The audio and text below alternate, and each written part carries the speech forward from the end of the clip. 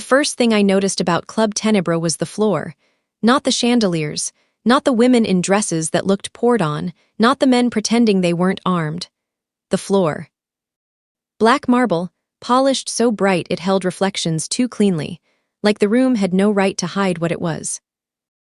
I was carrying a 3-tier pistachio cake with sugared figs when Emilio saw me and made the smallest possible face. That was how I knew I should have turned around. Too late. He was standing beside the bar with his hand on a blonde woman's bare back. Wearing the suit I'd helped him buy by lying to myself about what counted as helping.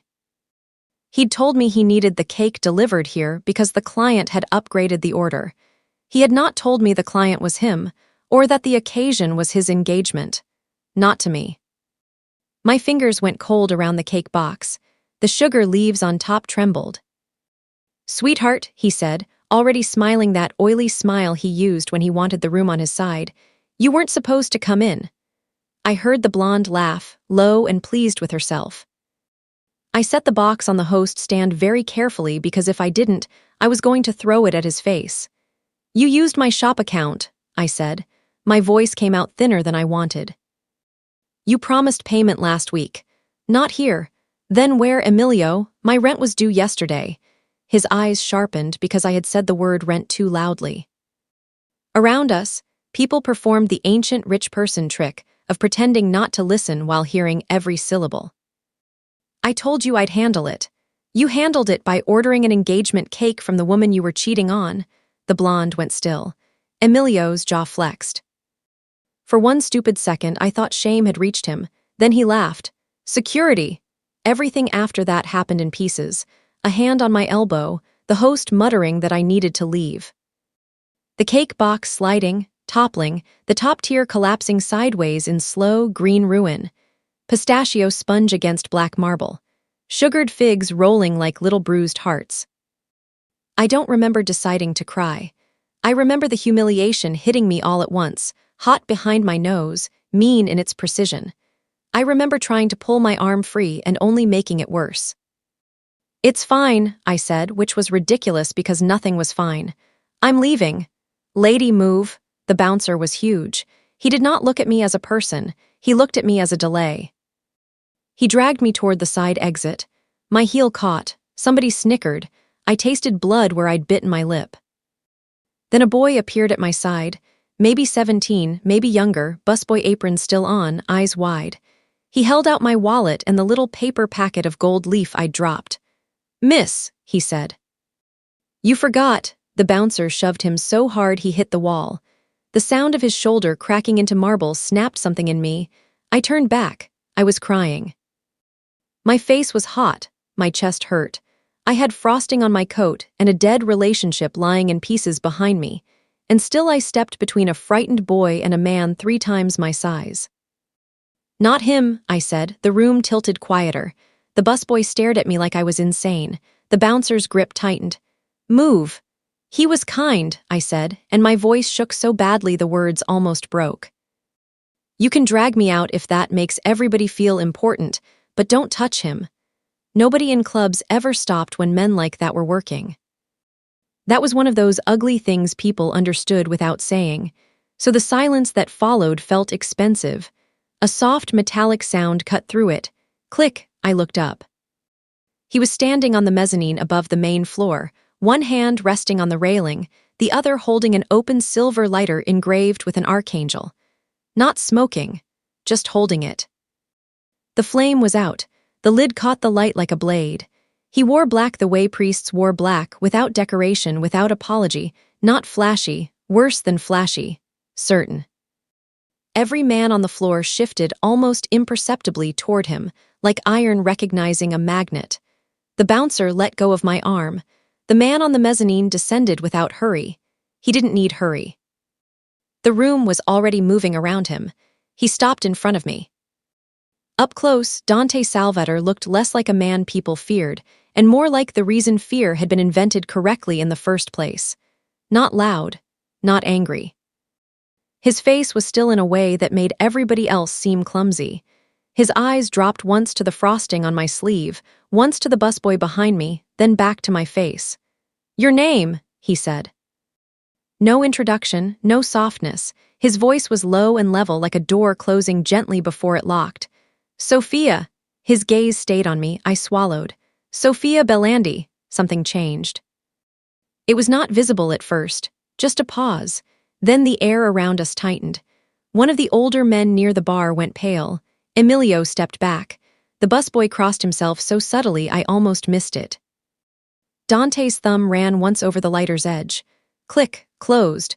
Belandi, he repeated. I should have lied. Any smart woman would have lied. But I had spent too many years dragging my father's name behind me to think of abandoning it in a crisis. Yes, Matteo Belandi's daughter, I blinked. You knew my father? The question did something I couldn't read. Not to his expression, to the men around him. Dante looked at the ruined cake, then at Emilio. He didn't raise his voice. Did you order from her shop without paying? Emilio tried to laugh. Dante, it's a misunderstanding. Dante turned his head an inch. That was all. Emilio stopped breathing through his mouth. I had no idea who this man was yet, not really, but I understood hierarchy when I saw it. The whole room had a spine, and it was him. She made the cake, Dante said. You humiliated her in my house. And one of my men put his hands on a boy for showing basic decency.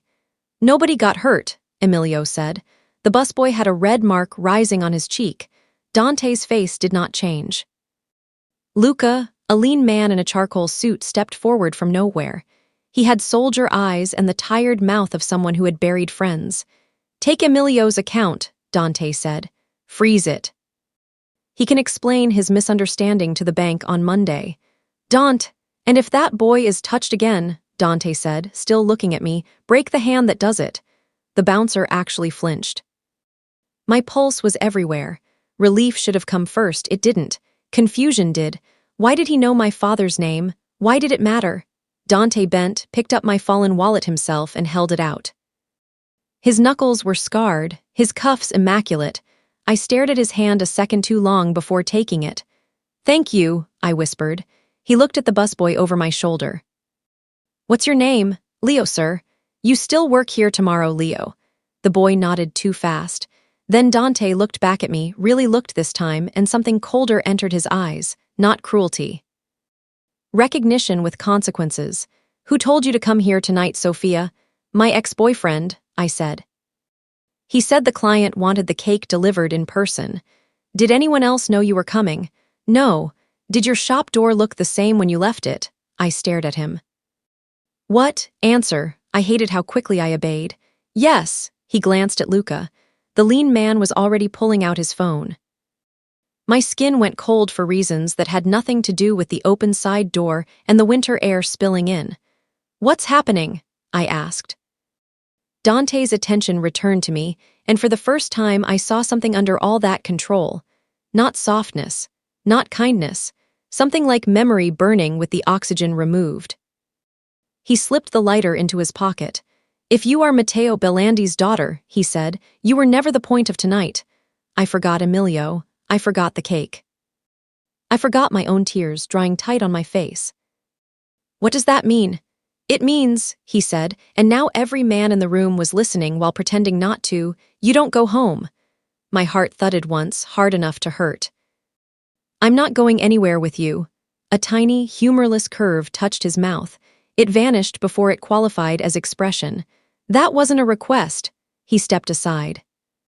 The path behind him filled with men in black suits, so quietly it felt supernatural. I should have run. Instead, I stood there with pistachio frosting on my sleeve and my father's dead name hanging in the air, and watched the last ordinary door in my life close. Take her to the car, Dante said. And nobody argued. I woke up in a bedroom bigger than my bakery. For a few seconds, I thought I was still inside whatever fevered dream had followed Club Tenebra. The ceiling was coffered and cream-colored, the curtains thick enough to keep out judgment itself, and the bed under me felt like something invented by a person who had never once worried about rent. Then I sat up too fast, found my own clothes folded on a chair beside the bed, and remembered Dante Salvator saying, "You don't go home." The room smelled faintly of beeswax, linen, and coffee somewhere far below. I got out of bed and discovered two things immediately. 1. Somebody had cleaned the blood off my lip. 2. The bedroom door opened, but the one at the end of the hall did not. I was standing there with my hand on a brass knob when an older woman's voice said, "If you shoulder check it, Tesoro, you'll only bruise yourself. That one locks from the outside." I turned. She was carrying a tray with coffee, toast, and a bowl of sliced oranges. Mid-60s, compact, iron-gray hair twisted into a neat knot, eyes so sharp they could have cut glass. She wore a dark cardigan and the expression of a woman who had seen worse messes than me before breakfast. "Where am I?" "Alive," she said. "That's the important part." She set the tray down on a small table near the window. "Salvator House, North Shore. You kidnapped me." She considered that. "I've worked for this family 28 years. I've learned that the difference between kidnapping and protection mostly depends on whether bullets arrive before lunch." I stared at her. "That is not reassuring. It wasn't meant to be, eat. I want my phone. Downstairs with your coat. I want to leave. So do most people the first day." I folded my arms. "Who are you?" "Maria Esposito. I run this house, which means I am the only person inside it more dangerous than the men." She pointed at the coffee. "Drink before it goes bitter. I don't take orders from strangers. Then you are going to find this place exhausting." She left before I could answer. Which was infuriating mostly, because she had done it with such professional finality. I drank the coffee anyway. By the time I came downstairs, I had managed to piece together enough of my dignity to feel properly angry. The house was all dark wood, pale stone, and the kind of silence money bought when it no longer needed to impress anyone. Floor-to-ceiling windows overlooked a stretch of winter lake gone silver under morning light. Somewhere deeper in the house, I heard men speaking Italian in low, clipped voices. The conversation stopped the second I appeared at the top of the staircase. That was worse than if they had kept talking. A man leaned against the entry table beneath a painting of St. Michael. Early 30s maybe, broad-shouldered, pretty in the kind of way that usually turned stupid after 2 sentences. His suit fit like a dare. He was eating almonds out of a plastic container and looking deeply offended by them. "You're the girl," he said. "I have a name." He sighed toward the ceiling. "Already difficult." "Boss has a type." I blinked. "Excuse me. I'm Nico Barone, driver, security, occasional emotional support for men with terrible childhoods." He shook the almond container at me. "Do not ever let Maria tell you this is food. It tastes like furniture." "Then why are you eating it?" "Because on Sunday I ate baked ziti the size of a coffin and now I'm cleansing." From the doorway to the dining room, Maria's voice cracked like a whip. "You are not cleansing, you are sulking theatrically with nuts." Nico pressed a hand to his heart. "You see how she abuses me, and still I love her." Maria appeared holding a dish towel. "You do not love me. You love carbohydrates, and I stand between you and your worst decisions." He looked at me confidentially. "She has rejected me for 14 consecutive months, but I'm wearing her down with sincerity and abdominal sacrifice." Despite myself, I laughed. Both of them noticed. Maria did not smile, but something in her face softened. Nico pointed at me as if I had proven a theorem. "There, she's human. You owe me $10, he called down the hall. No one answered. Then the air changed. It happened before I saw Dante. A hush, but not the same hush as before. This one had weight to it.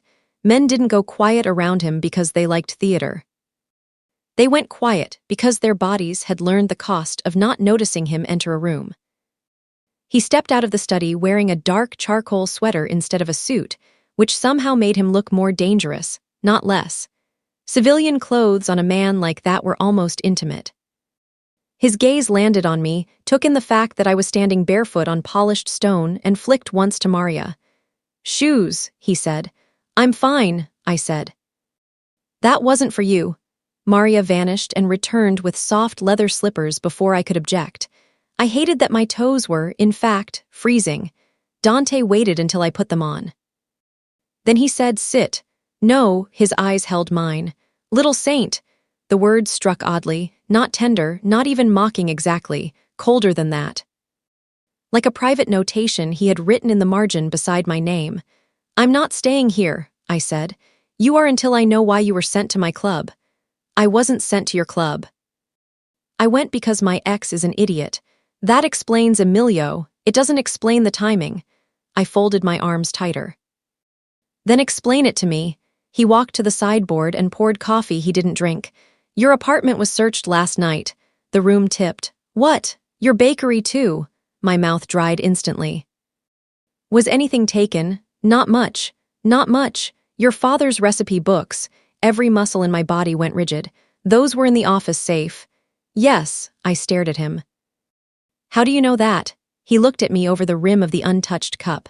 Because the safe wasn't forced, it was opened. By whom? The question rose so fast it almost hurt. I thought of my shop, the cramped office, my father's thick handwriting across stained pages. The only things I had left that still sounded like him. I stepped toward Dante before I understood I was moving. I need to go there. No, they're my father's things, and someone risked exposing themselves to get them. That makes them more than sentimental. He was a baker. Dante set the cup down. Your father was many things.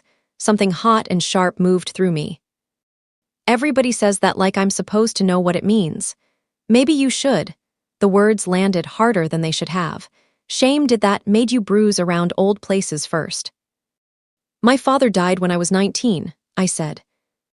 All I know is he worked too much, made perfect esfagliatelle, and left me debts I spent 5 years paying to people who spit when they heard our name. Nico shifted. Suddenly interested, in a crack in the ceiling. Maria looked away. Dante did neither. Then you know enough to understand why you're staying. I'm not a child. No, he said quietly. Children are easier to keep alive. That shut the room down. Something in his voice had changed, gone flatter, older. I could not name it, but I felt it all the way through. I should have sat. I should have taken the coffee Maria pushed toward me and saved my energy for later. Instead, I heard my own fear coming out as anger. You don't get to lock me in a house and call it protection. Dante moved closer, not touching me, just entering the space where his height and steadiness did the rest. I could smell cold air on him under cedar and something darker. No, he said. I get to do exactly that until the men who turned your father's books upside down are found. I hated that my pulse jumped. I hated more that it wasn't entirely from fear. He could have threatened. He didn't. He could have touched me. He didn't. He only stood there, close enough that I became absurdly aware of my own hands and the fact that I had nowhere useful to put them. Eat breakfast, he said. After that, you can tell Luca everything you remember. And if I refuse, his gaze did not move from mine. You won't. The arrogance of that should have made me slap him. Instead, I said, you think you know me already. No, Dante said. If I knew you already, you wouldn't still be arguing. He turned and walked back toward the study.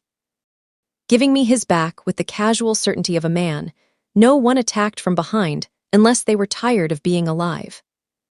At the doorway, he stopped without looking around. You can hate me, Sophia, he said. You're staying. Then he closed the door, quietly. By the third day, I had learned the house had rhythms. Men came and went through the west entrance. Maria cursed in Sicilian when deliveries arrived late.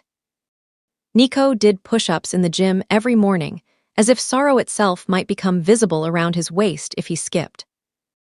Dante disappeared into the study before sunrise and emerged only when something required his body, not just his orders.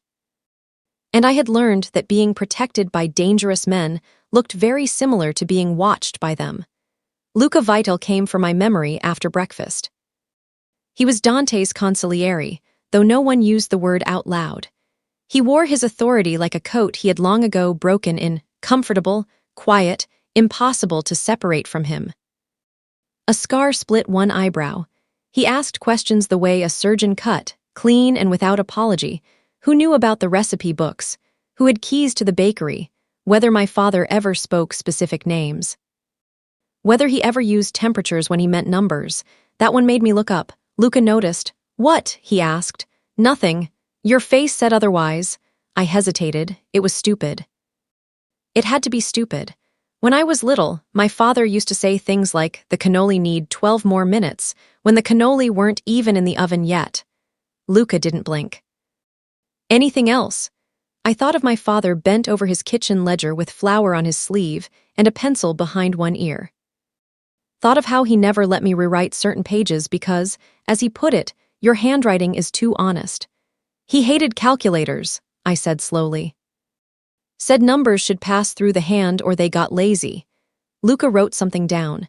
After he left, I found Maria in the kitchen and asked if I could work. Work at what? Anything. She handed me an apron without comment. That was how I ended up in the warmest room in the house, elbow deep in dough, trying not to think about why my father's recipes mattered to Dante Salvator. The kitchen was enormous but real in the ways that mattered. Copper pans with use marks, knives sharpened honestly, a row of lemons in a blue bowl by the window.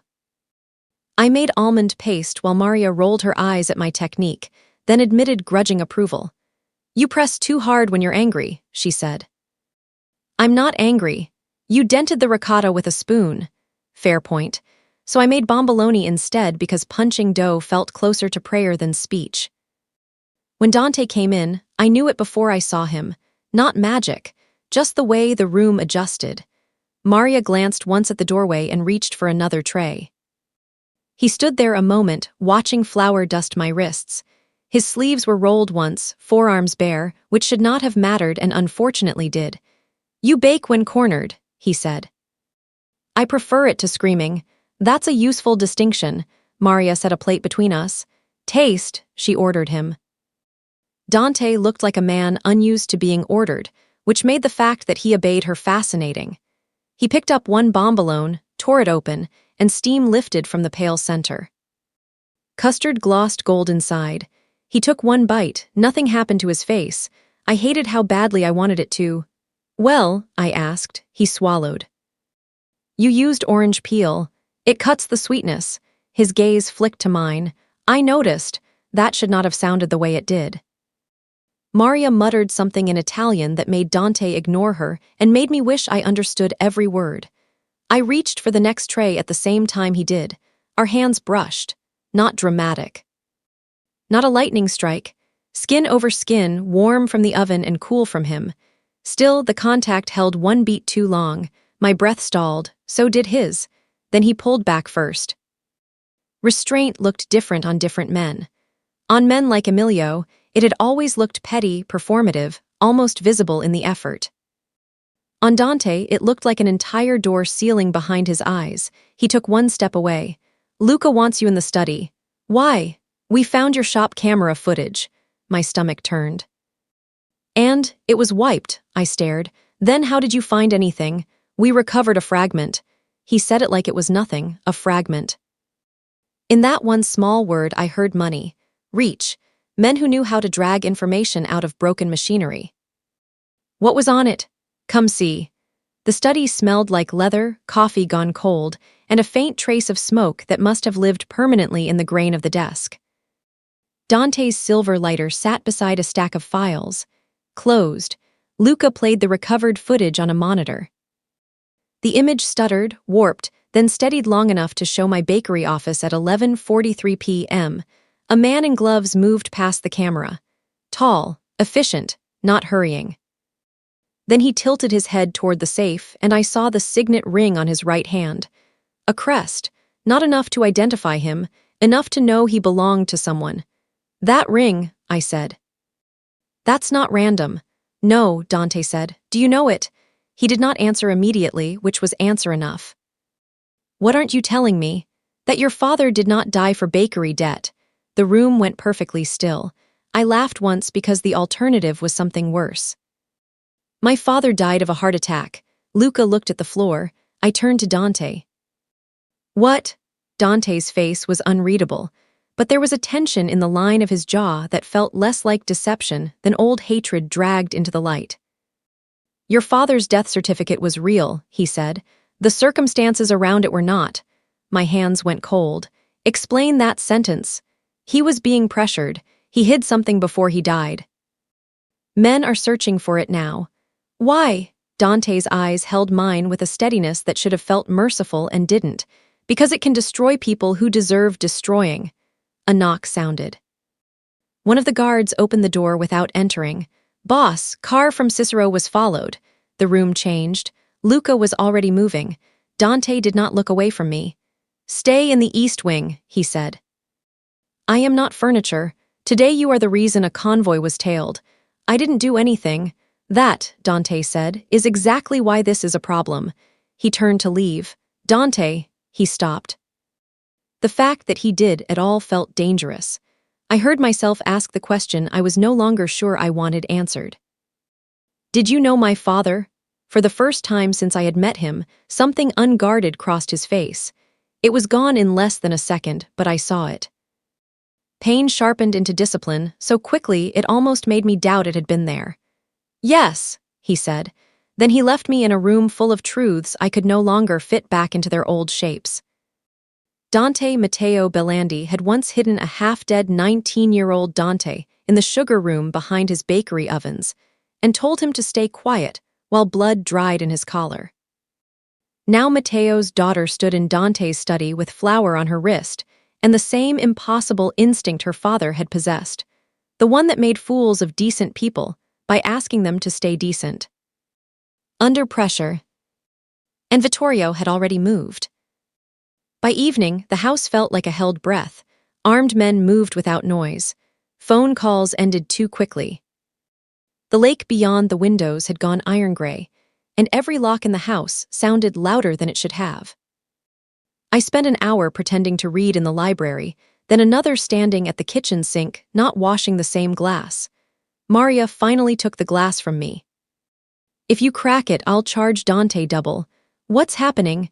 "The thing that always happens when old sins get curious." "That is not an answer." She dried the glass with brisk. "Punishing efficiency." "No, it is experience." I wanted to scream. Instead I asked, "Have you ever seen him afraid?" Maria folded the dish towel in half, then in half again, buying herself a second. "No," she said. "But I have seen what happens after." That answer stayed with me when the first gunshot hit the glass. It came from outside, sharp and flat, followed by the impossible burst of a window exploding inward. I dropped instinctively. Maria grabbed my sleeve with one hand and yanked me down behind the kitchen island so hard my hip knocked stone. More shots. Not wild, measured. Men shouted from the corridor. Italian, clipped and furious. The house lost all pretense of being a house then. It became what it had probably always been under the polished floors and imported light fixtures. A fortress built by people who had earned paranoia honestly. Nico appeared in the doorway already crouched, one hand on his weapon, the other clutching a zip-top bag of almonds. "You see," he hissed at Maria, "this is because you fed me fish." "I am dying nutritionally and tactically." Maria pointed at him like a blade. "If you get shot holding almonds, I will let them bury you with the bag." A bullet struck the range hood. Metal screamed. Nico flattened himself against the wall. "Tell my mother I tried to become lean." "Shut up, Nico," Luca snapped from somewhere unseen. I was shaking, not loudly, worse than that. The kind that starts in your teeth. Then Dante was there. He moved into the kitchen with blood on one cuff that did not look like his. He scanned once, fast and total, and his gaze found me under the island beside Maria. "Up," he said. Another burst of gunfire cracked across the windows. He crossed the distance anyway. "I can walk," I said. "You can obey." He caught my wrist and half-pulled, half-carried me toward the butler's pantry as two men returned fire from the hall. The house smelled suddenly of ozone, shattered lemon from the bowl on the counter, hot metal, and the colder scent that comes with fear when it has somewhere practical to go. A shot took the light above us. Glass rained down. Dante turned his body into mine before I understood what he was doing. His hand covered the back of my head. My face hit his chest. The impact drove air out of me. Somewhere near my ear, something delicate snapped.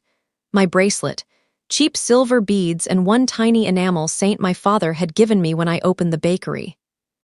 They struck the marble and scattered. Dante went completely still, not in indecision, in memory. I felt it through him, that strange 1-second vacancy, and then it was gone. He shoved me into the pantry behind him and pulled the heavy service door half closed with his shoulder, while shots cracked again through the house. "Stay down. What happened?" He ignored the question, listening instead. I could hear men moving outside, boots on stone, the stutter of orders. Dante braced one hand against the shelving, the other on his gun, breathing so evenly it made my own panic feel childish. The pantry was dark except for a blade of light through the door. My bracelet beads had come with us, 2 of them lodged against the baseboard. Dante's gaze found them, then found me. "Are you hit?" "I don't think so. Think faster." "My hand." I looked down. A thin line of blood ran over my knuckles. Probably glass. It barely even hurt. Dante caught my injured hand before I could tuck it away. His fingers were warm, precise, steadier than mine by an entire lifetime. He turned my palm upward, studying the cut. "It's nothing," I whispered. "You're bleeding. So are you." That made him look at his cuff as if he had forgotten it existed. "Not mine." Outside, one of the guards shouted that the south lawn was clear. Another answered from the stairs. The gunfire thinned. Dante took a clean handkerchief from inside his jacket and wrapped it around my hand with an efficiency that should not have felt gentle and absolutely did. The pantry was too small. His body blocked the light. My pulse was so loud I wondered if he could hear it. "Does this happen often?" I asked. "No." That was the exact tone a man used when yes would have been too honest. His thumb paused once over the heel of my palm. Not a caress. Not quite. One of those dangerous almost nothings. Then he let go first. Restraint. Again. The service door opened. Luca stood there, wind in his hair, gun still in his hand. 2 down. 1 made the trees. Dante stepped out of the pantry and became someone colder. "Alive. The one in the drive is." "Good." That one word made my stomach turn. Not because I didn't understand what it meant, because I did. Dante looked back at me. There was broken glass in his hair, one tiny shard at his temple catching the weak pantry light. "East wing is compromised," he said. "You move tonight. To where?" "My floor." The words landed in the tiny space between us and changed its temperature. I should have argued, I knew that. But I had just listened to bullets strike copper, 10 feet from my body. And Dante Salvator was standing there with my blood on his handkerchief, and my father's Saint charm caught in the seam of his shoe. So what I said was, "I'm not sleeping in your room."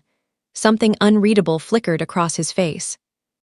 "Little Saint," he said, quieter now, "if you were sleeping in my room, I wouldn't be telling you." Luca made a sound very much like choking and then disguised it as a cough. Even terrified, I felt heat rise straight to my face. Dante ignored all of us. He bent, picked the tiny enamel saint off the floor, and set it carefully in my uninjured palm. His fingers closed mine around it. For 1 second, the entire violent house seemed to narrow down to that pressure. His hand around mine, the cool shape of the saint. My own ridiculous awareness of where his mouth was, how close, how little he ever wasted. "You stay where I can reach you," he said, not because he wanted me. Because he had almost failed once before, and I had just heard the shape of it in his silence. He released my hand and stepped back. Distance returned like a punishment. Maria appeared in the doorway, furious and unruffled at once. "If anybody bleeds on my pantry shelves, I'll kill them myself." Nico popped up behind her, still clutching the almond bag. "I survived on 12 grams of despair and protein. If no one applauds, I'm quitting." Maria swatted him with the dish towel. "Go carry boxes, Romeo." He pressed a hand to his chest. For her, I endure mockery. For this family, only overtime.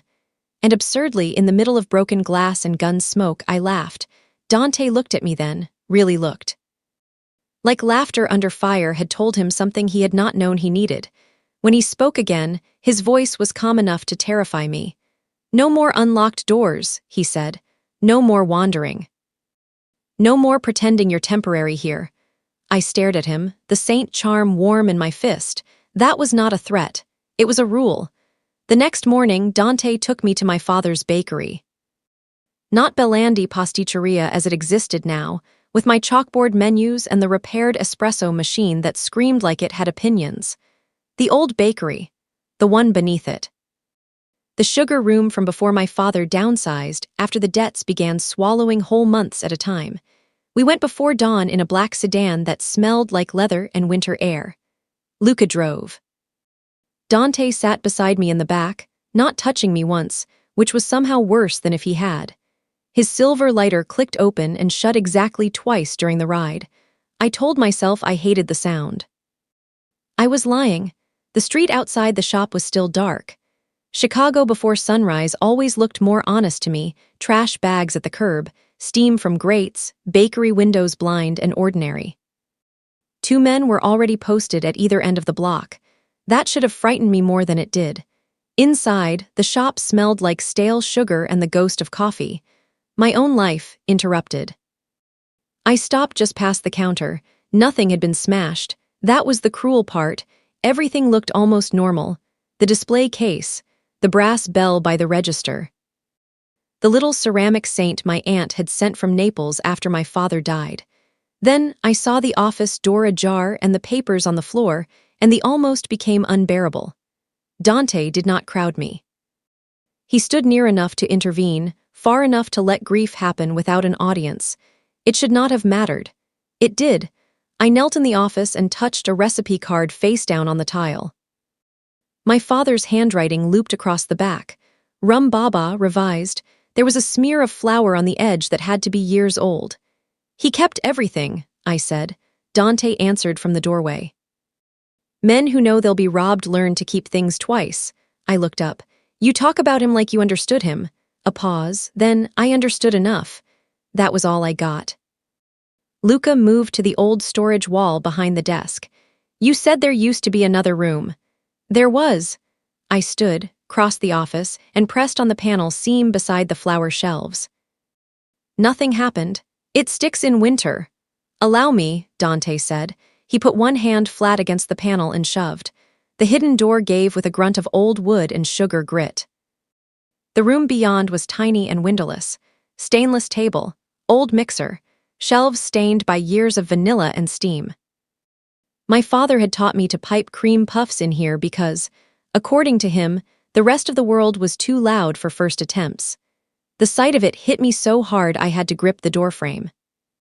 On the far wall hung the framed menu board he had never let me touch, not because it was valuable, because it was wrong. I crossed to it before I knew why. The menu was handwritten in white marker. Cannoli, 18 sfogliatelle, 9 bomboloni, 11 cassata, 4 my father never priced in whole numbers. My pulse changed. Luca, Dante said quietly, but I was already moving. I took the board down, popped the cheap wooden back loose, and found a second sheet taped inside. Not a ledger, a recipe chart. Ratios, temperatures, initials written in the shorthand my father used when he didn't want me copying from memory. Those aren't recipes, I said. Dante came closer. How do you know? Because the oven temperatures are impossible, I pointed. 318 for pay to chew, he'd never waste eggs like that. Luca's eyes sharpened. So what are they? I stared. Flour percentages, filling weights, proofing times. My father's favorite code had always been texture. Dry meant one thing, wet another. Then I saw it. These aren't temperatures, I whispered. They're box numbers. Dante's gaze moved to my face. Explain. I barely heard him. The first number is the bank branch. The second is the deposit box. The initials are people, not ingredients. I pointed again, faster now. CRVSMB, my father. He hid it in pastry notation because nobody outside a kitchen would read it correctly. Luca exhaled one hard breath. Jesus! No, Dante said, looking at the board. Matteo! Something fierce and sad rose in my throat all at once. He taught me to read recipes before I could read books. I did not realize I was crying until my vision blurred over the white marker lines. Dante took the board from my shaking hands before I dropped it. He set it on the table and, after the briefest hesitation, lifted his fingers to my cheek. Just once, a thumb under one tear. It should have been too much. It was barely anything. That was the problem. I did not pull away. Neither of us moved. Then the bell over the front shop door rang. The moment broke like thin glass. Luca was already out of the sugar room, hand on his weapon. Dante's hand dropped from my face as if it had never been there. By the time I stepped into the front shop, a delivery driver was apologizing into the muzzle of a guard's gun and promising he had the wrong address. After he was removed, the room stayed tight with adrenaline. "Only 4 people knew we were coming here," Luca said. I looked at Dante. He was looking at nothing, which meant he was thinking too hard. "Inside leak," Luca said quietly. Dante did not answer. His silence made the hair rise on my arms. Back in the kitchen, because standing still felt impossible, I made pastry cream while Luca photographed the coated board, and Dante took a call in the office in a voice too low for me to hear.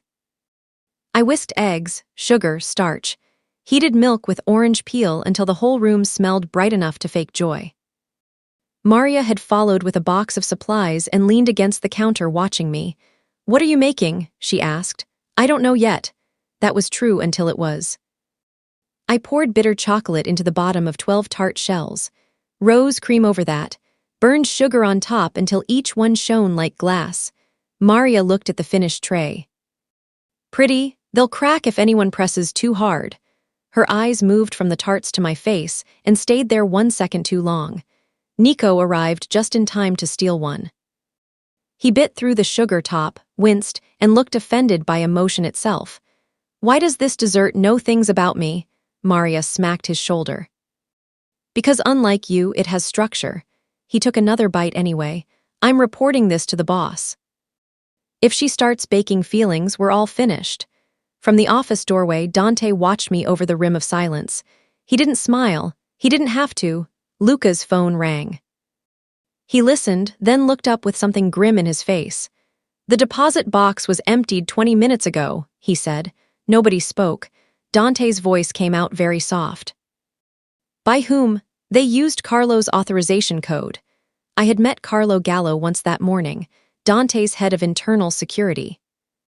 Warm hands, easy smile, the kind of man who made hard rooms feel less hard by entering them. He had carried in coffee for the guards and told me my father once saved his knuckles with ice when he was 16 and stupid. And now the room around me seemed to tilt. Because betrayal had just acquired a face. We found Carlo at St. Agnes before noon. The church sat wedged between 2 brick buildings on a street that smelled like melted snow and diesel. Carlo had asked for sanctuary there once when he was 19 and too wounded to stand. Dante had granted it. That was what Luca told me on the drive over, his mouth thin with anger. "He won't run from the church," Luca said. "Why?" "Because some men like to betray in places that remind them who they used to be." Dante said nothing.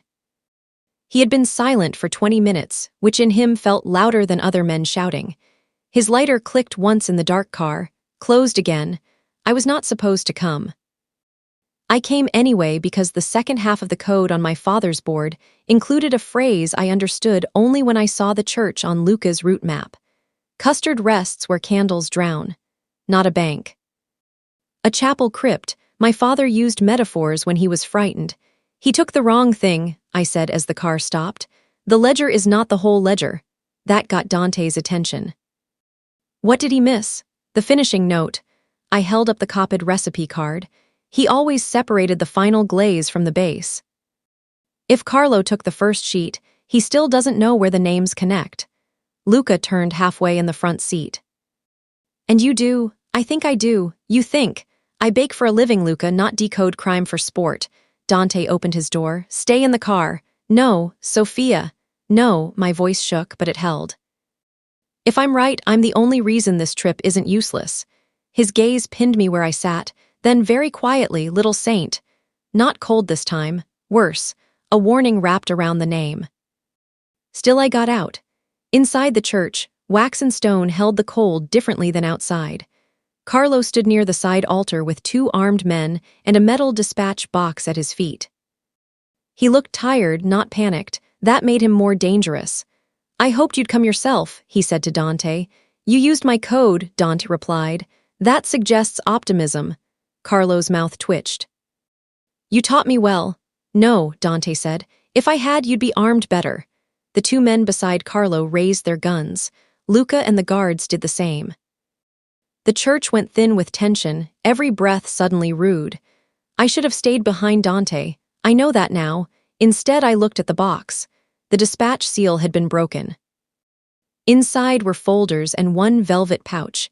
Carlo had not yet understood what mattered. My father always hid the truth in what looked ornamental.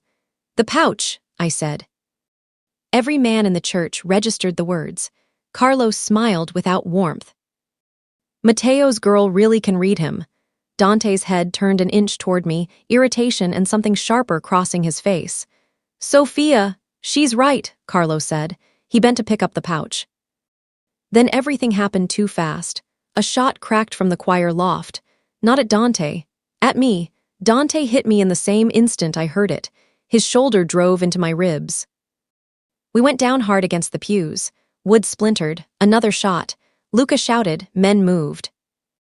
Dante covered my body with his and returned fire one-handed with a calm so terrifying it stripped all drama from violence and left only mathematics. I smelled stone dust. Cordite. His coat. My own fear. Stay down, he said into my hair. The gunfight lasted maybe 20 seconds. It felt like a season. When it ended, one of Carlo's men was dead, the other bleeding into the nave, and Carlo himself was on his knees with Luca's gun at the base of his skull. The sniper in the loft had vanished through a side exit. Dante stood and hauled me with him. His hand checked my arms, my shoulders, the side of my neck, every place a bullet might have gone through and hidden its work. Only when he found blood soaking through his own sleeve did I realize he had been hit. You're hurt. It passed through. That is not a small detail. It is to me. It was not to me. We took shelter in the priest's unused quarters behind the sacristy, while Luca dealt with Carlo. Dante sat on the edge of a narrow iron bed and let me cut his sleeve open because I think, for one unstable second, he knew I would do it with or without permission. The bullet had creased the top of his arm. Angry, bloody, survivable. My hands were not steady, but they were useful. That helped. He watched me tear a strip from a linen towel and press it to the wound. You've done this before, he asked. No. But buttercream splits if you panic at it, and I assume men are similar. A sound escaped him, not quite laughter, close enough to rearrange my pulse. From the corridor, Nico said to no one in particular, if this turns romantic while I'm standing guard outside a priest's bedroom, I'm charging hazard pay. Maria, somewhere farther back, snapped. Stand straighter and maybe God will forgive your posture. God can forgive my posture after Maria forgives my carbohydrate history. Even bleeding. Dante closed his eyes once, as if the universe had made a clerical error with Nico, and never corrected it. I tied the bandage off. My fingers brushed the hard plane of his shoulder. He caught my wrist. Not rough, just enough. I looked up. We were too close. Closer than we had ever been, without bullets forcing the issue. There was a line of exhaustion at the edge of his mouth I had never seen before, and something else under it. Something far more dangerous than hunger, because it was trying not to become visible. You shouldn't have come inside, he said. I know. You could have died. I know. His grip tightened once, then eased. You don't, he said. The room went very quiet. I do now. His gaze moved over my face as if he were memorizing damage that had not happened and still blaming himself for it. I had never been looked at that way in my life. Not as a woman to be wanted, as a fact with consequence. Why me? I asked before I could stop myself. Not because of my father, not only that. Why did you look at me in that club like you already knew something? He did not answer aloud, but something changed behind his eyes. That was answer enough to make the silence hurt. Then he lifted his hand and touched the saint charm hanging from the broken thread around my wrist, the one I had looped back together this morning. Little Saint. I felt the name between us before he said it. You stepped in front of that boy, Dante said quietly. I stopped breathing. He looked at the charm, not at me. Maybe that was the only reason he could say it. You were crying, humiliated. Half the room had already decided you were disposable. His thumb moved once against the enamel saint. And still the first thing you did was protect someone smaller. I could not think of anything to say. No one in my world does that, he said. The confession landed harder because it was so small. His hand slid from the saint to my wrist. Higher almost, then stopped, restraint. Again, I heard my own voice come out unsteady. I don't know what's happening to me when you look at me like this. That cost me. He knew it had. Dante leaned in until his forehead nearly touched mine and then, because he was himself, gave me one last chance to move. I didn't. The kiss was brief, careful, not the kind that stole. The kind that asked and answered in the same breath. His mouth warm, controlled, devastatingly gentle for a man who had just turned a church into a battlefield. When he drew back, my eyes were wet for reasons that had nothing to do with fear. He looked wrecked by the fact that I was crying. It made him gentler. It made him dangerous. From outside the room, Luca knocked once. "Boss!" Dante stood at once, the whole moment sealed away under discipline so fast it almost made me ache. "What?" Luca opened the door a fraction. "Carlo says he didn't order the shot. Vittorio did." The name meant nothing to me. To Dante, it was a blade. The room changed temperature. He picked up his gun with his uninjured hand and became the man the city feared again. But this time, for one impossible second before he turned away, his fingers brushed my jaw. "Stay with Maria," he said, then softer than the church deserved, "Little saint." War had arrived. The house smelled like antiseptic, and rain by the time we got back. Chicago had turned the sky to pewter. Every surface in the Salvator house reflected strain. Wet footprints near the mudroom, half-drunk espresso on tables, men speaking too quietly in corners. Carlo had been taken below for questioning. Dante vanished into the study with Luca and 3 captains, including Vittorio's name, which I heard twice through the closed door and then not again. No one explained anything to me. That was almost worse than being lied to. Maria forced soup into my hands. I drank half of it standing up because sitting still made the day feel real. Nico paced the kitchen eating celery with the expression of a martyr.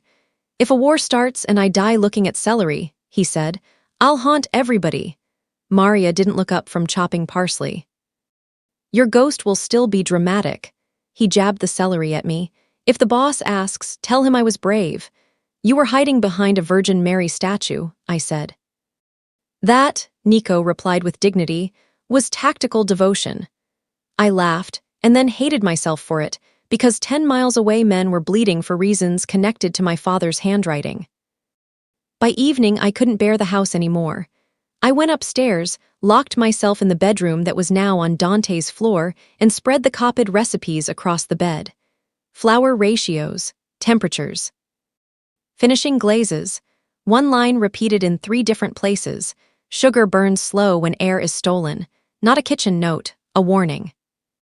My phone finally returned but monitored, lit with a text from an unknown number. "Leo, they have Maria's nephew, bakery, come alone." I stared at the message until the words stopped looking like language. Leo, the busboy from the club. Maria had mentioned a nephew working nights in Little Italy. If Vittorio had him, no, think. I should have taken the phone straight to Dante. I know that, I knew it then. But fear does ugly mathematics.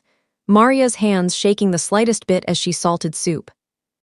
The way she pretended not to wait for her nephew's messages on Sunday nights. The fact that if this was real and I delayed, a boy could die because I was busy being obedient. So I went. Not through the main hall. Through the service stairs Maria used for deliveries, and the side gate Nico once bragged he could open blindfolded in 6 seconds. I made it into the alley behind the property before the first raindrop hit my face. I got 3 blocks. The van door slid open beside me so quietly I barely had time to turn. A hand clamped over my mouth. I drove my elbow back hard, heard a grunt, kicked, got halfway loose. Then another figure hit me from the side and the world became dark canvas, diesel fumes, and rope biting into my wrists. By the time they dragged me out again, I was not at the bakery. I was at a freight yard near the river under sodium lights that made everybody look sick. Luca was there, on his knees. His face was bloodied, one eye swelling shut, hands zip-tied behind him. Two men held him upright. Carlo stood a few feet away, reins silvering his hair, gun lowered but ready. He looked more exhausted than triumphant. My stomach dropped through me. "This was for me," I whispered. Carlo's expression sharpened. "Of course it was. What about Maria's nephew? He's fine, he was never here." The shame hit so fast I nearly swayed. Luca turned his head toward me with visible effort. "I told you," he said hoarsely, "to stay where I put you." I could not answer. There was too much blood on his mouth. Carlo dismissed the men with Luca a few steps back and looked at me in the rain as if we were discussing family politics over coffee.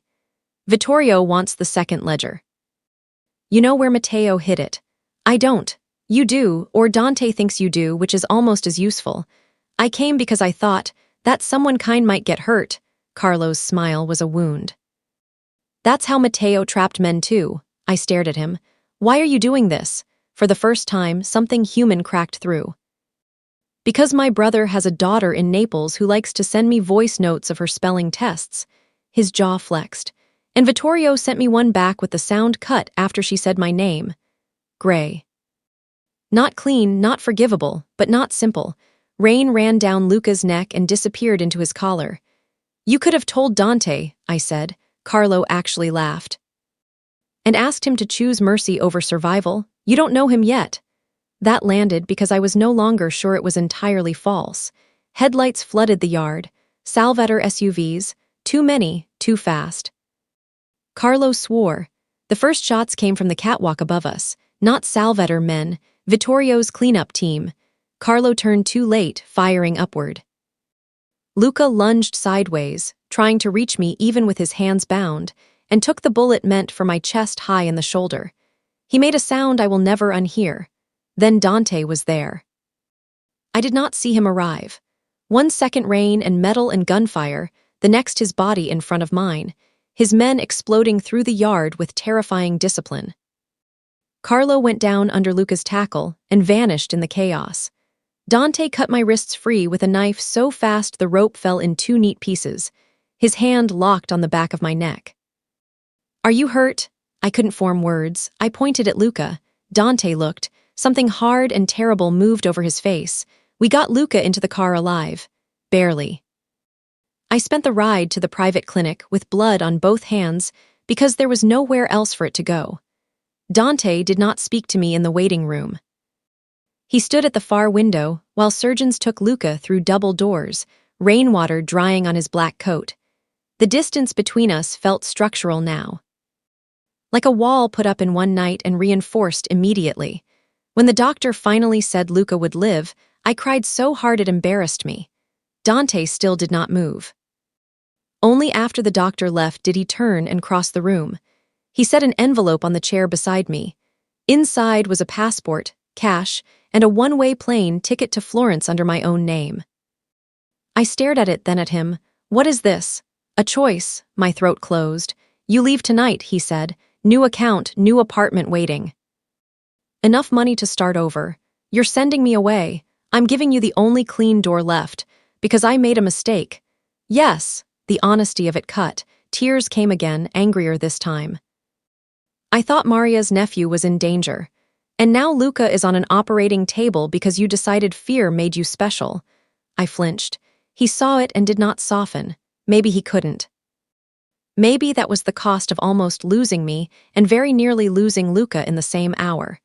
"This world does not care why you disobey," he said. "It charges the same."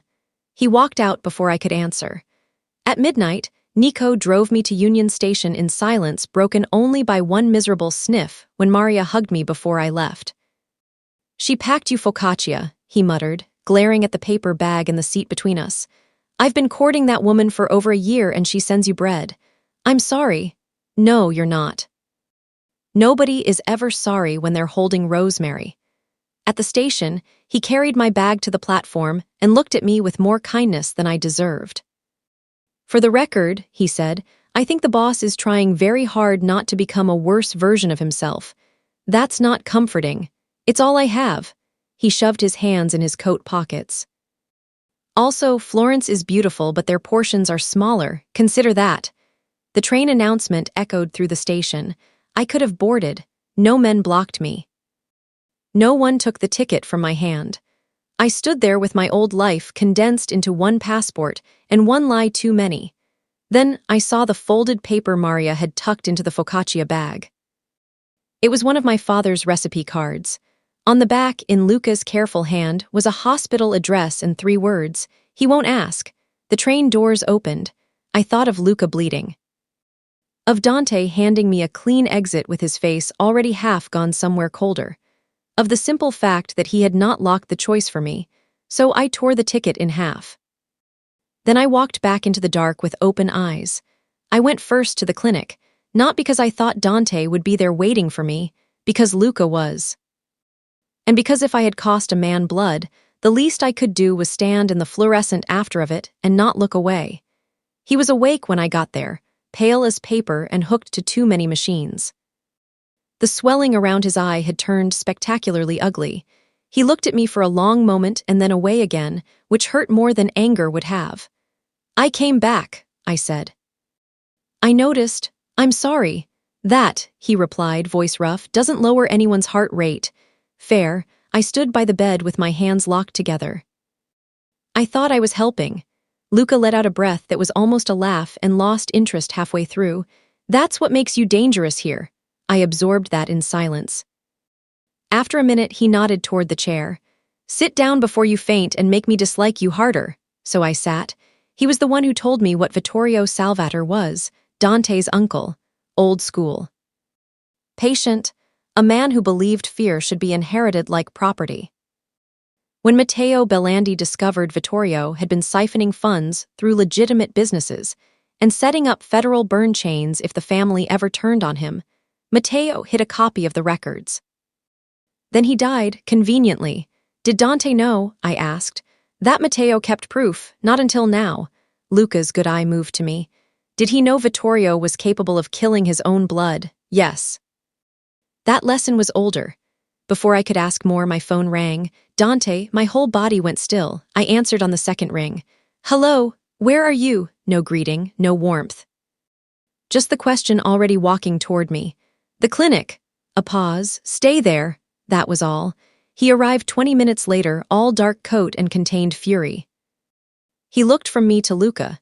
To the half-eaten pudding cup Maria had apparently bullied onto the bedside tray, and then back to me. "You should be in Italy." I made a different choice. I noticed. The repetition would have been almost funny if the room weren't so tight with things neither of us knew how to say. Luca closed his eye.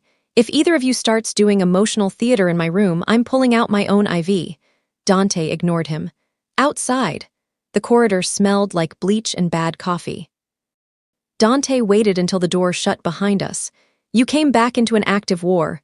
"Yes." "Why?" I had answers. Too many. None of them arranged themselves properly. "Because leaving didn't make what happened smaller," I said. "Because you gave me a choice instead of a cage. Because Luca got shot and Maria cried in the pantry when she thought no one was looking. And if I boarded that train after seeing what your world costs, then I would spend the rest of my life pretending that made me innocent again." His face did not change. But something in it listened. "I'm not asking you to forgive what I did," I said. "I wouldn't. I'm asking you not to waste the fact that I came back." He looked past me for one long second, jaw set hard enough to show the old scar near his ear. "You don't understand what staying means." "Then tell me." His eyes came back to mine. No, it was the rawest refusal I had heard from him, not cold, defensive. Before I could answer, his phone buzzed. He looked at the screen once and every line in him changed. "What?" He listened, turned away, listened again, then locked down the east gate. "No one uses the garage." He ended the call and looked at me with a kind of grim certainty that made my skin go cold. "Carlo escaped custody 2 hours ago." The world narrowed. "How?" Dante's mouth flattened. "Because he still had help."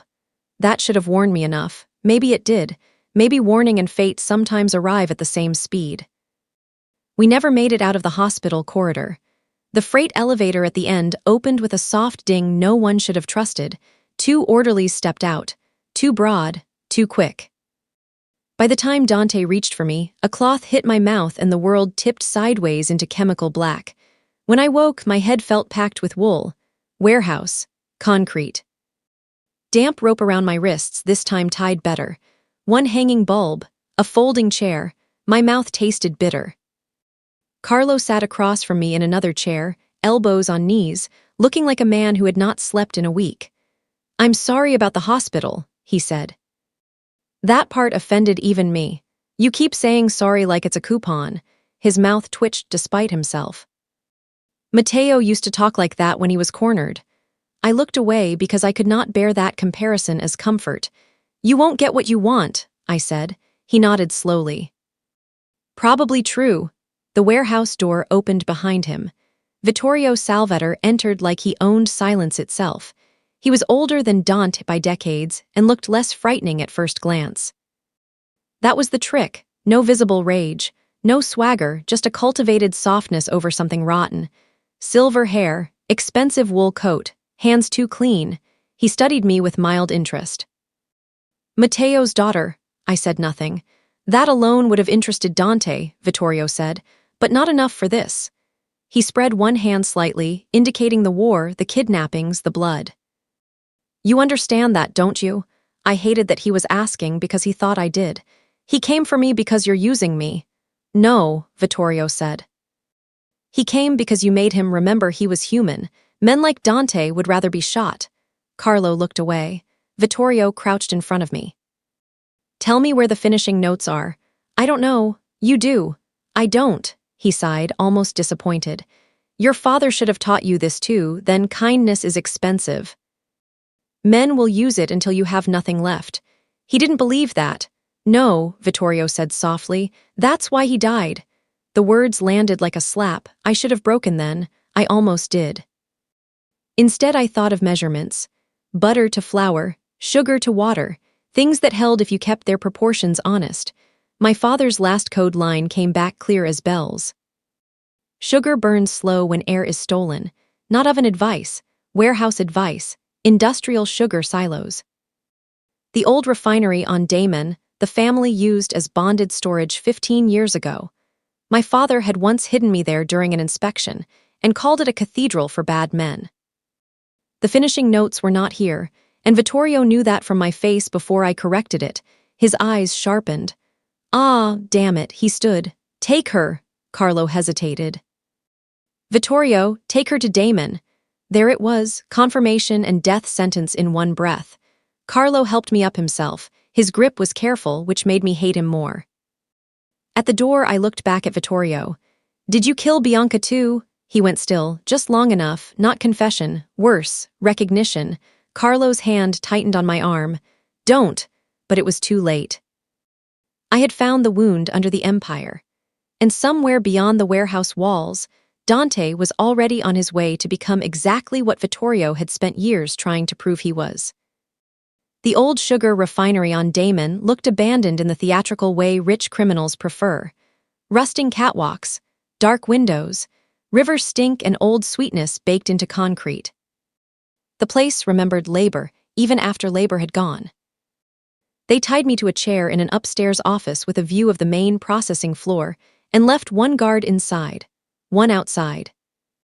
And Carlo pacing the corridor like a man, walking the length of his own sentence. I learned two things in the first 10 minutes. 1, fear becomes boring if it lasts long enough. 2, zip ties melt faster than pride if a woman has access to a steam pipe valve and enough patience. The office radiator was dead, but the steam line feeding the wall unit still hissed. My father had taught me what heat did to sugar, to plastic, to stubborn things that thought they would outlast pressure. I dragged the chair an inch at a time until the zip tie around my wrists touched the pipe housing. It burned. So did I. I kept going. By the time Carlo returned, I had my hands free and my face arranged. He looked at the chair at me and gave the smallest tired nod. "I'm glad Matteo taught you something useful. You could still stop this." "I know. Then do it." He rested a shoulder against the doorframe. "If I do, my brother's little girl dies hearing grown men discuss logistics." I swallowed. There was no clean road left in him. Maybe there never had been. Dante will come, I said. Carlo looked at me with genuine pity. Of course he will. That was when I understood I was not bait. I was the fuse. An hour later, the building lost power. Everything went black except for emergency strips low along the floor and the distant sweep of headlights outside. Then gunfire erupted below, fast, precise, close. Salvator men. The guard at my door rushed out. I moved, chair over, metal leg against the remaining tie at my ankle, one hard jerk. Free. I had just reached the corridor when Nico nearly ran me over. He skidded to a stop in tactical gear that somehow still looked mildly offended by him. Madonna, do you always escape before rescue? It ruins the choreography. I think I laughed and choked at the same time. He shoved a compact pistol into my hand, then thought better of it and took it back. Actually, no. Maria will kill me if I arm your innocence. Nico, boss is downstairs losing years off everyone's life expectancy. Stay behind me. From below came the unmistakable crash of men hitting railings and the brutal percussion of close gunfire. Nico pushed me behind a concrete column and keyed his radio. Package located, still prettier than the rest of us. Maria's voice crackled back from somewhere impossible. If she has one scratch, I'll skin you in ribbons. Nico looked at me with tragic dignity. You see, no one asks whether I'm all right. Then Carlo stepped out of the smoke at the far end of the corridor, gun lowered. Move, Nico said, raising his own. Carlo didn't. She goes with you, Nico blinked. Well, that's inconveniently decent. It won't last, Carlo replied. Men shouted below. Vittorio's voice rang once, calm and carrying. Dante answered with a single gunshot. Carlo looked at me. For the first time since all this began, his eyes were empty of persuasion. The finishing notes are in the St. Michael lighter, aren't they? I stared. He laughed once under his breath. Matteo always liked objects men touched without seeing. Then he turned his gun not on us, but down the corridor toward the stairwell where two of Vittorio's men were climbing. He fired first. Nico hauled me the opposite way. Run now, cry later. We hit the catwalk overlooking the main floor just as Dante emerged through the smoke below. He found me instantly. That was the first terrible thing. The second was the look on his face when he did. I had seen him controlled, armed, furious, wounded, cold. I had not seen this, the sheer violence of relief. It hit him like impact. For 1 second, all the iron in him cracked around it. Then it sealed again because men were still shooting. Down, he shouted. I ducked. A round sparked off the railing where my head had been. Nico returned fire with appalling enthusiasm. This is why I hate cardio. Carlo appeared at the far stairwell, bleeding from the side, and emptied his magazine into Vittorio's advancing men. One got him in the throat. He dropped without drama, one hand clamped uselessly to the wound. There was no time to stop. Dante reached the catwalk in 3 strides that should not have been possible. His hands framed my face, then my neck, then my shoulders, checking, counting, making sure I was still built the same way he had left me. Are you hurt? No, a lie, bruises everywhere. But alive counted as truth enough. He dragged me into him so hard it bordered on desperate. One hand at the back of my head, exactly where it had been in the pantry, in the church, in every dangerous place.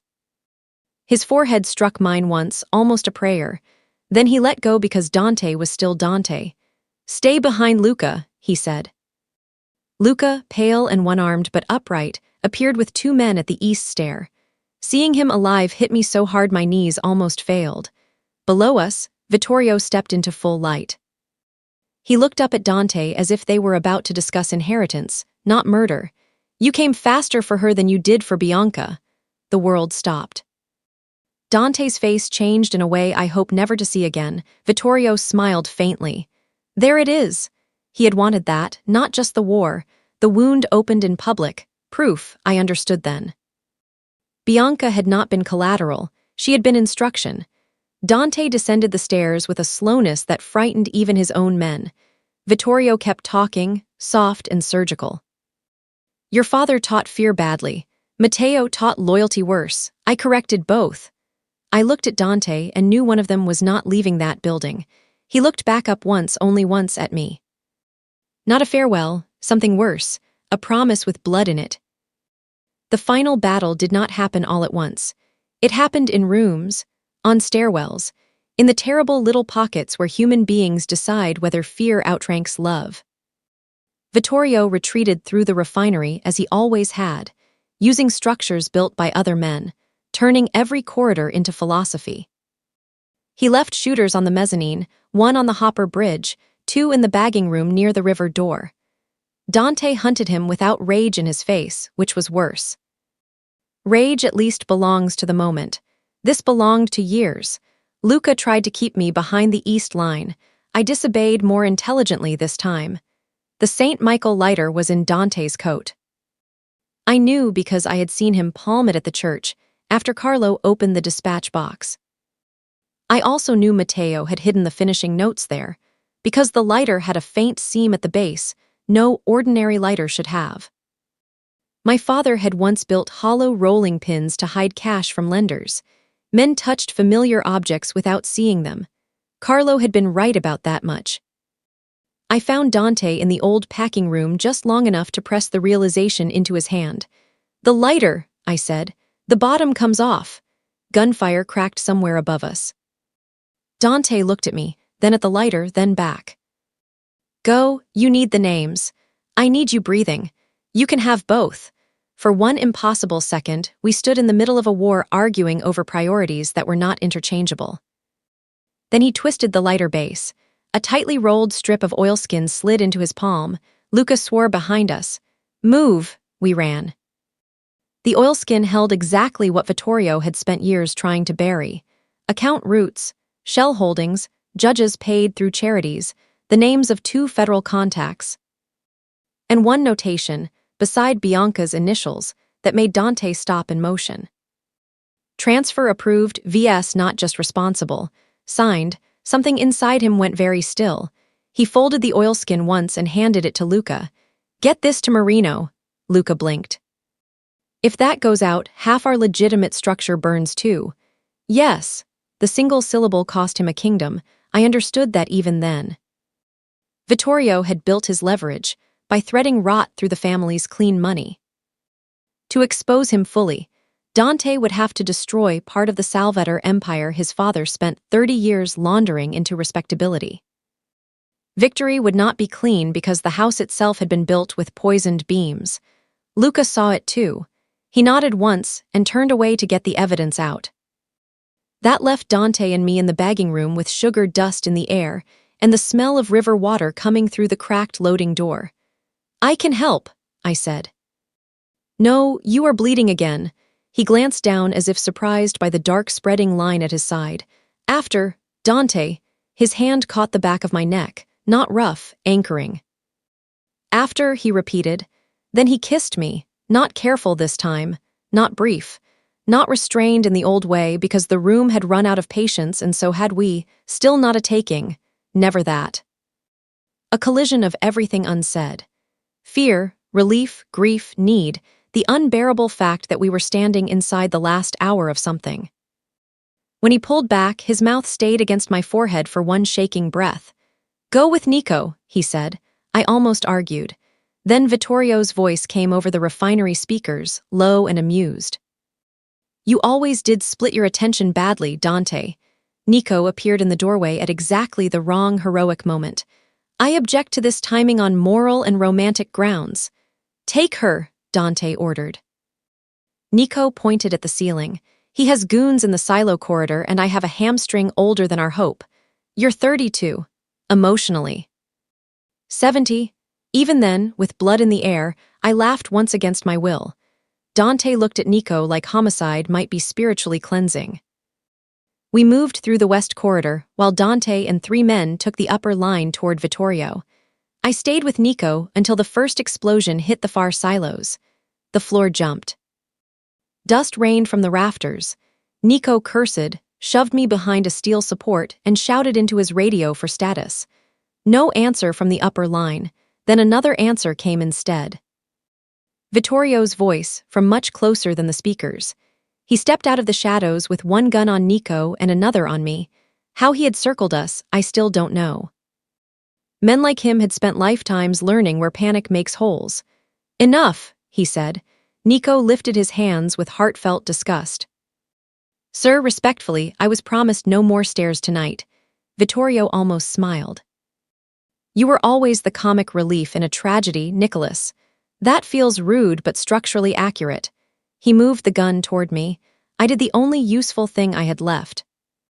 I grabbed the emergency flower release handle on the wall and yanked.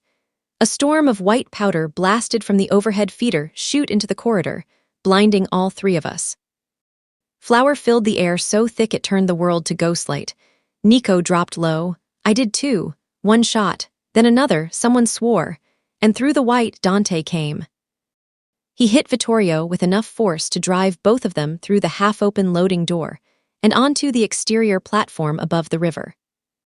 I ran after them, in time to see the two men locked together under the refinery lights. Uncle and nephew, mirror and threat, one old enough to call himself inevitability. The other young enough still to choose otherwise, and too wounded now not to. Vittorio laughed blood into the wind. There you are, the boy who came late. Dante's voice was so quiet I barely heard it. Not tonight. The gun went off once. Into Vittorio's chest, not frenzy. Not repeated, one efficient ending. Vittorio looked almost surprised. Then he was gone to his knees, then the steel, then still. Below us the river kept moving, indifferent and black. Dante did not move for a long second after. He stood over the body of the man who had shaped half his life by ruining the other half, and I watched the victory enter him like loss. When he turned back toward me, he was not the man from Club Tenebra anymore. He was less intact, and more mine than either of us had language for. Behind us, sirens approached from somewhere far enough away to be useful, not dangerous. Luca's voice crackled through the radio. Evidence secured, Marino in motion, federal channels primed. The family's clean money would burn with Vittorio's rot. There was no version of this ending where Dante kept everything. He came to me anyway. I touched the blood at his side. He flinched only after I did. Luca, I asked. Alive? Nico? Unfortunately, yes, Nico called from inside. I sprained dignity and nothing else. I laughed wetly and put a hand over my mouth. Dante covered it with his own. The refinery lights hummed above us. Sugar dust drifted like ash. Somewhere in the city, men were already learning that old names would not protect them anymore. I looked at Vittorio's body once, then away. Dante followed my gaze. I'm sorry you saw this. I would have been sorrier not to know. That made something painful soften at the edge of his eyes. He leaned his forehead to mine, river wind cold between us. Behind his back, the empire cracked and rearranged itself. In front of me, the man survived it. And when he finally said the words, they were not victorious at all. It is over. War ended messily. That should not have surprised me, but some childish part of me had expected a cleaner silence after the last shot. Instead, there were weeks of statements through lawyers, federal raids disguised as audits, men discovering loyalty had shelf lives. And newspapers, briefly pretending organized crime was a shocking invention. Dante lost 3 legitimate holdings, 2 shell companies, and the last polite allusions attached to his uncle's name. Luca gained a scar and stricter opinions. Nico gained temporary martyrdom over a combat-adjacent knee event, as he called it, milking it until Maria threatened to lace his soup with castor oil. And I reopened the bakery. Not because life had gone back. It hadn't. Because some kinds of rebuilding need dough under the nails or they stay theoretical forever. Belandi Pasticceria opened on a gray Thursday with new locks, repaired shelves, and a line out the door because Chicago liked scandal almost as much as pastry. Maria handled the front counter like a field marshal. Nico supervised ribbon placement while eating 6 mini cannoli and claiming stress calories did not count. Dante arrived late in the afternoon and stood in the doorway long enough for every conversation in the room to dip and recover. I still felt him before I looked. That had become its own problem. He wore a dark coat, no tie, and the expression he saved for public places when he did not want the world reading private things off his face. It no longer fooled me. Not entirely. I handed a customer her box, wiped my palms on my apron, and walked around the counter. "You're blocking the biscotti," I said. His mouth moved at one corner. "A national crisis. People need those. Do they? Leave then." I considered it. His eyes dropped to the flower on my sleeve. Didn't manage.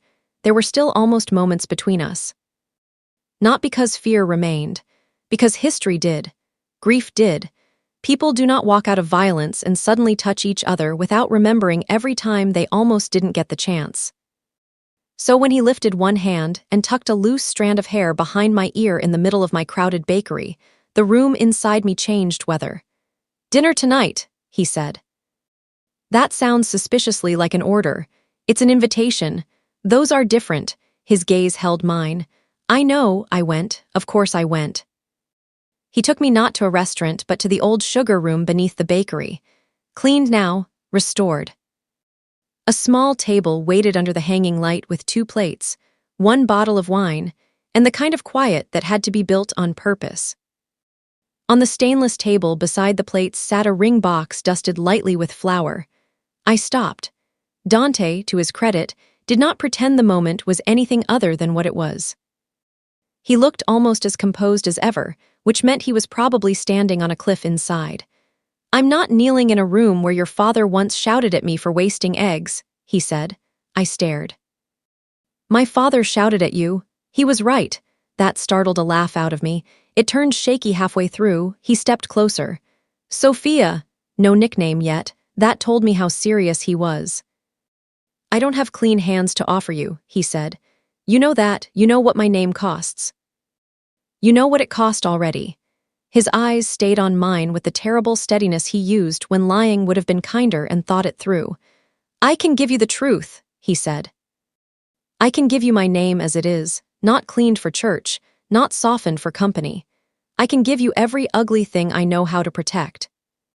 But I can't give you a life untouched by what I am." The room had gone very quiet. Above us, the old pipes ticked softly in the walls. Somewhere upstairs, a late customer laughed, muffled by floorboards and distance. I looked at the flower on the ring box, then at him. "Good," I said, and my voice trembled in exactly one place. "Because I'm not untouched either." Something moved across his face. Not surprise, pain loosening. "You asked me once if I understood what staying meant," I said. "I do now. It means some nights I'll hate what your world asks of you. It means some mornings I'll wake up scared of how normal danger can become. It means Luca will still check the locks, and Maria will still cross herself when you leave the house angry, and Nico will still act like his death is scheduled around lunch." From upstairs, as if summoned by blasphemy itself, Nico shouted through the floor, "I heard my name and also disrespect." I laughed. Dante's mouth finally softened. "I don't want the clean door," I said. "I want the true one." His eyes closed once, briefly, like relief was something too bright to look at directly. When he opened them, he took the ring box and slid it toward me across the stainless table dusted with flour. Inside was a slender gold band set with an antique diamond, old cut and imperfect, the kind of stone that looked warmer in low light. "It was Bianca's choice," he said. "Not hers, mine. I bought it years ago for no one. I kept telling myself that meant something." His voice went quieter. "Now I know it meant this." Tears burned my eyes before I could stop them. He did not kneel. He did not need to. He only stood there in my father's sugar room with all his restraint stripped down to honesty and said, "Marry me, Sophia." Not little saint. Not yet. Just my name like a vow. I nodded once and then again, because once wasn't enough. "Yes." His exhale sounded almost like a wound closing. He took the ring from the box with hands steadier than mine and slid it onto my finger. It fit as if the decision had been waiting longer than both of us. Then his forehead touched mine. When he spoke, the name came warm for the first time. "Little Saint," that was all. And it was everything. Upstairs, the bell over the bakery door rang. Maria called for more change. Nico began loudly denying he had eaten the display cannoli while powdered sugar incriminated his suit. Life, ordinary and impossible, kept happening over our heads. Dante kissed me once in the flower-sweet quiet, his hand at my jaw, the ring newly heavy between us. Then we went upstairs together. 9 months later, the lighter sounded different. Not because metal changed, because life did. Click. In the beginning, that sound had meant judgment, a room falling silent, a dangerous man deciding whether mercy fit the moment. Now it meant Dante standing at my stove before sunrise in shirt sleeves, lighting the blue flame under a copper pot, because the pilot liked to pretend it was delicate. Still, every time I heard it, something old moved through me first. Memory never really lost its teeth. It only learned when not to bite. I was icing a lemon olive oil cake when he clicked the lighter again. "Third time," I said without looking up. "The burner keeps sulking." "The burner is not sulking. You keep bullying it." Behind me, Dante leaned one shoulder against the counter in my bakery kitchen, St. Michael gleaming briefly on the lighter before he closed it. The morning light coming through the back windows flattened him into silver and shadow. He had lost none of his stillness in the months after Vittorio died, but the stillness had changed temperature. Less like a locked room, more like a place built carefully enough to stay standing. Luca, fully healed except for a deeper intolerance of fools, was downstairs checking invoices with the severity of a war crimes tribunal. Maria had arrived at 6 and already insulted 3 suppliers into better prices.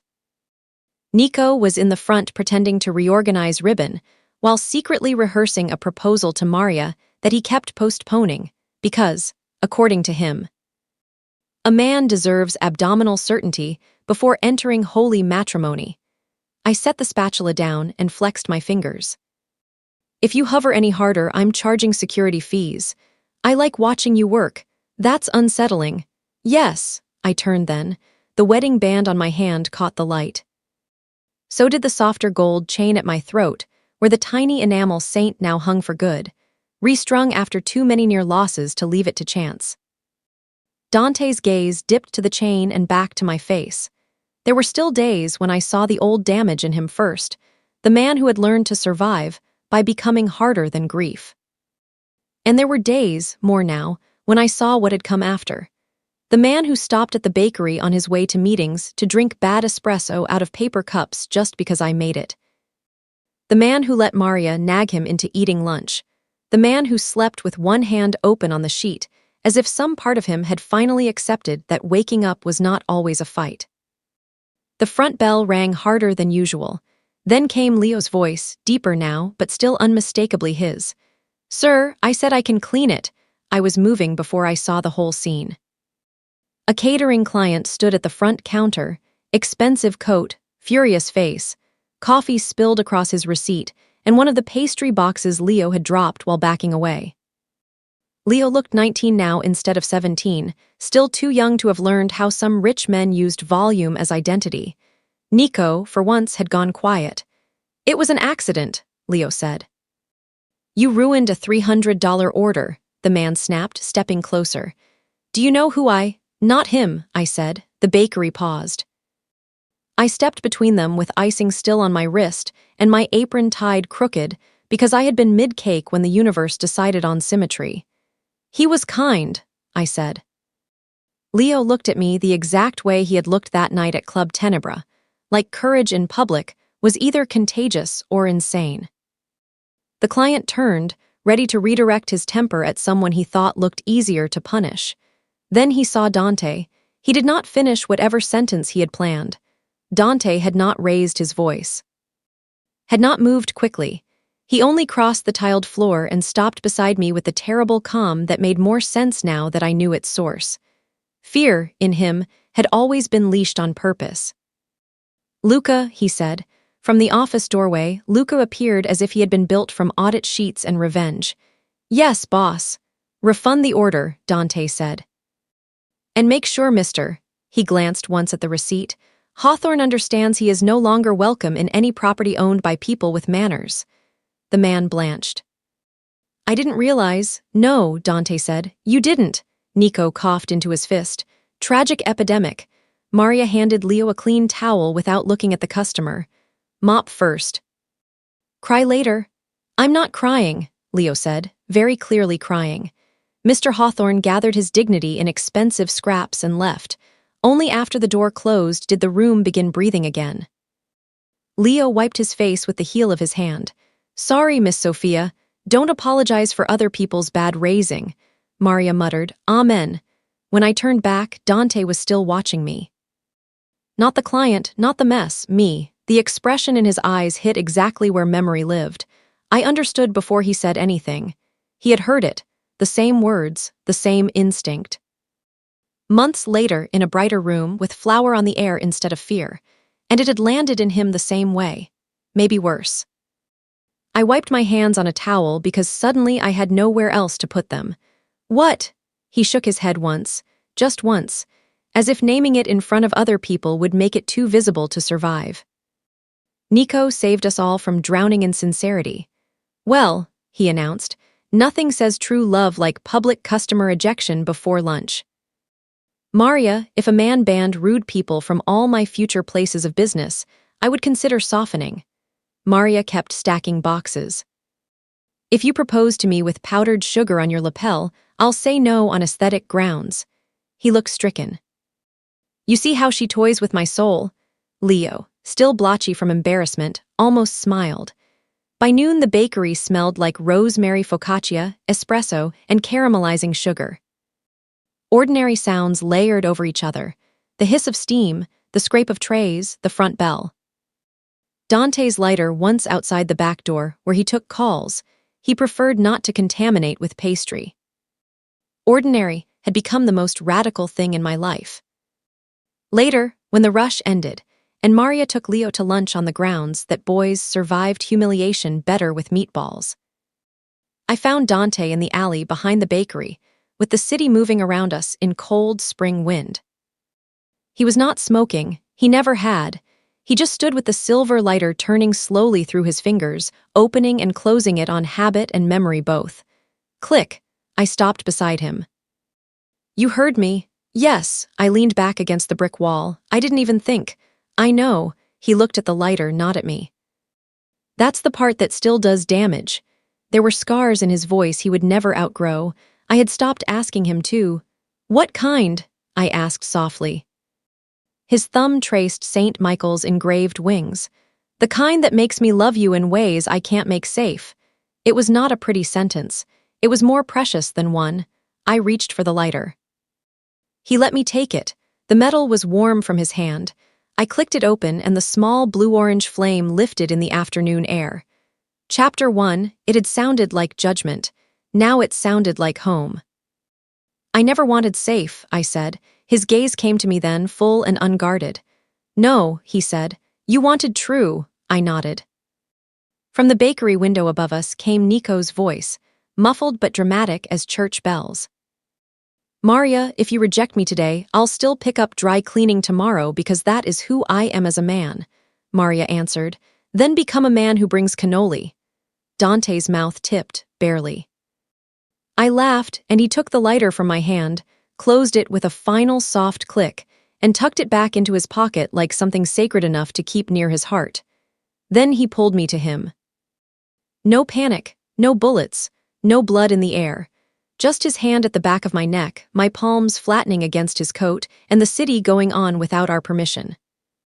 When he kissed me, it was warm, settled, almost unbearably gentle for everything it had taken us to get there. When he drew back, his forehead rested on mine. Little saint, he murmured. Completely warm now, completely earned. Above us, the bakery lights glowed gold against the glass. Inside, our people moved around each other in the life we had built, not innocent, not clean, but chosen. Luca with his permanent suspicion. Maria with her iron heart disguised as criticism. Leo taller every week. Nico still bargaining with God and waistlines in equal measure. Some nights I still lay awake and wondered what part of Dante the river kept when Vittorio fell, and what part of him I had only borrowed from grief, on the condition that I keep seeing it clearly. Maybe that was the last honest thread love never fully resolved. Not whether it was real, but whether being loved could ever return a person entirely to themselves.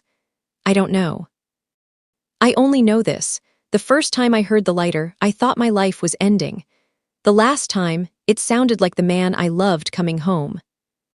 When Dante opened the bakery door for me and let the warm sugar air spill into the alley, I went in first. He came right behind me. Would you have chosen Dante and let all that darkness become the price of your ordinary life?